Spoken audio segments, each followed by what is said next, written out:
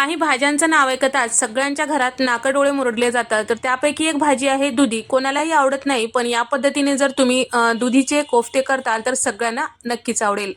दुधी छान किसून घ्यायचं आणि कवळे असलेली दुधी घ्यायचं, त्यामध्ये मावेल एवढं बेसन पीठ, 2 चिमूट सोडा आणि चवीपुरतं मीठ टाकून छान गोळे तयार करायचे आणि मध्यम गॅसवर छान असं तळून घ्यायचं लालसर होईपर्यंत. कमी गॅसवर तळून घेतलं की मस्त असे हे गोळे तयार होतात किंवा कोफ्ते तयार होतात. त्यानंतर त्यामधलं एक्स्ट्राचं तेल काढून टाकायचं आणि थोड्याशा तेलामध्ये आपल्याला कांदा परतून घ्यायचा आहे. 2 मध्यम आकाराचे कांदे उभ्या फोडी चिरून त्यामध्ये परतून घेतलेला आहे आणि सोबतच यामध्ये टाकायचं आहे आपल्याला लसूण पाकळ्या आणि तसेच 1 इंचाचं आलं आणि त्याचबरोबर इथे मी 2 चमचे इतकं फुटाण्याची डाळ, 1 चमचा जिरे आणि 2 चमचे इतकं तीळ, थोडं सुकं खोबरं, विलायची, लवंग आणि काळे मिरे घेतले. कोफ्ते इथं छान तयार झालेला आहे. दुधी किसून घेतल्यानंतर जे पाणी शिल्लक राहिलेलं होतं ते सुद्धा वाटणात वापरायचं आहे आणि कढईमध्ये तेल टाकून घेतलेलं आहे. जिरे, मोहरी, कांद्याचं वाटण टाकून परतून घेतलेलं आहे आणि टोमॅटोची प्युरी टाकून घ्यायचं आहे, ते सुद्धा परतून घ्यायचं आहे आणि दुधीचं जे पाणी होतं ते यामध्ये टाकून घ्यायचं. वाटण जास्त वेळ परतून घ्यायचं आहे. लाल मिरची पावडर, हळद, गरम मसाला, धने पावडर आणि चवीपुरतं मीठ टाकून घ्यायचं आहे. सगळं छान व्यवस्थित मिक्स करून घ्यायचं. तेल साईडला सुटेपर्यंत आपल्याला हे वाटण छान परतून घ्यायचं आहे. त्यानंतर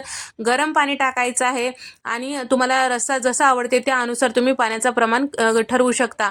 तर या ठिकाणी लास्टला थोडीशी लोणी टाकून घ्यायचं आहे आणि हे रसात उकळू लागलं की तयार करून घेतलेले कोफ्ते टाकून घ्यायचे, कोथिंबीर टाकायचं, छान असं 5 मिनिटं शिजून घ्यायचं. मस्त असे हे कोफ्ते तयार झालेले आहे. एकदा नक्की ट्राय करून पहा. तर व्हिडिओ आवडल्यास लाईक करा, शेअर करा आणि त्यासोबत सबस्क्राईब करायला विसरू नका.